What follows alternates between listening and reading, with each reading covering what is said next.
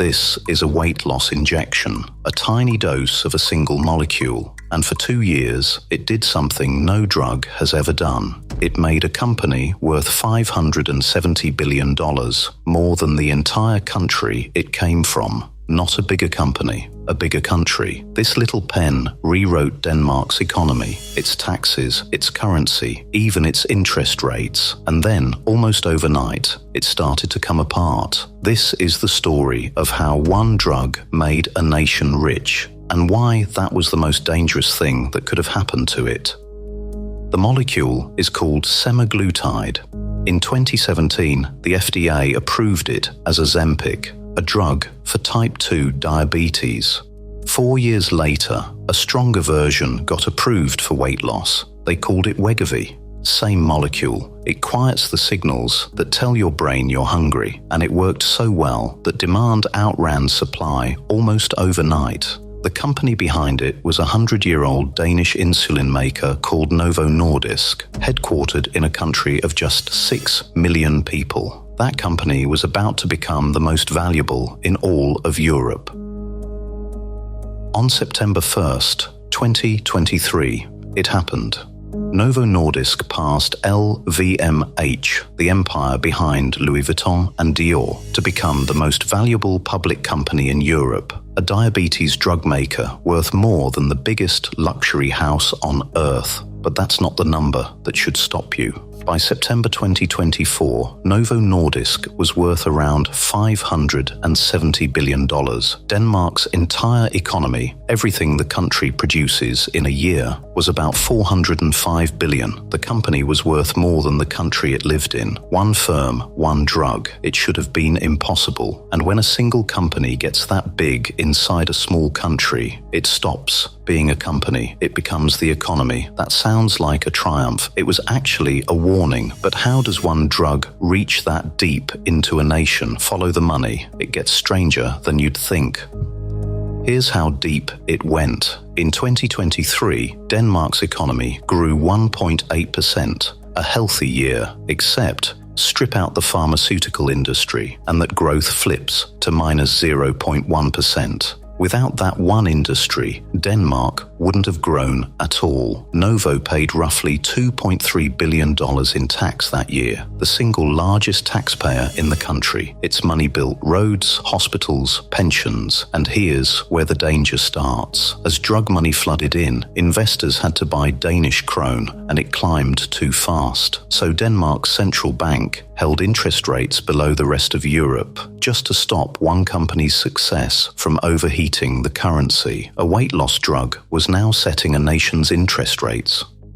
But every windfall has a source. So, who actually paid for Denmark's boom? The answer was mostly Americans. In September 2024, the drug's own CEO was called before the US Senate because an investigation found that Novo charged Americans $1,349 a month for Wegovy, while the exact same drug cost about $92 in the United Kingdom. Not double, not triple, roughly 15 times more. Senator Bernie Sanders asked the obvious question, why? The CEO blamed America's complex healthcare system and the middlemen inside it, not his own prices. It is clear that patients too often struggle to navigate the complex US healthcare system. It is also clear that no single company alone can solve such vast and complicated policy challenges. Those American prices were the engine. The money that made a Danish company bigger than Denmark came in large part out of American pockets.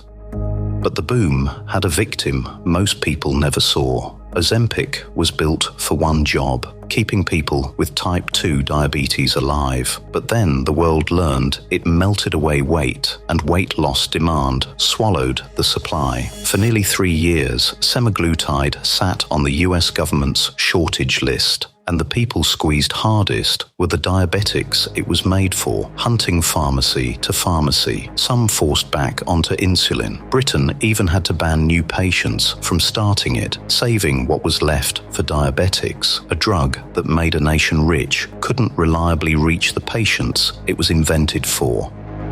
And who owns all of this? Not shareholders, not really.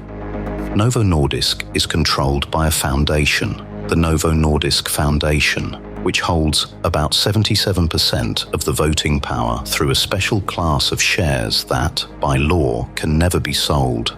That foundation became the wealthiest charitable foundation on the planet, worth more than $114 billion. Bigger than the Gates Foundation. On paper, it's a beautiful idea, a nation's fortune locked in place, funding science forever. But locked in place also means concentrated, an entire country's prosperity welded to the fate of one molecule, which is fine right up until the molecule has a bad day. December 20th, 2024, Novo unveils its next big weight loss drug, CagriSema.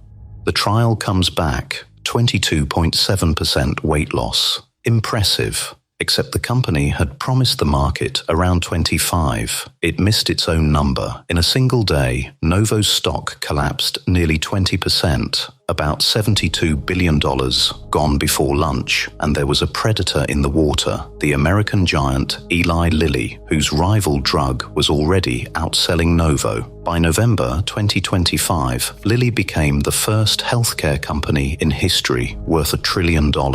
Novo went the other way, down 53% in a year, all the way back to what it was worth before Wegovy ever existed. The molecule that made Denmark rich had given the money back. In September 2025, Novo Nordisk announced it was cutting 9,000 jobs, 5,000 of them in Denmark. The same company that had carried the nation's growth was now subtracting from it. Economists have a name for this. They call it the Nokia Risk. Finland once leaned so hard on Nokia that when it fell, it took the whole economy down with it. Denmark had built the same trap, just prettier and with a needle instead of a phone. And the lesson is bigger than one drug. When a single company becomes your economy, its good years feel like a miracle, but its bad years become your bad years. Denmark didn't get rich from a weight loss drug. It got rented to one. And the terrifying part isn't that the miracle ended. It's how many other countries are quietly hoping for a miracle exactly like it.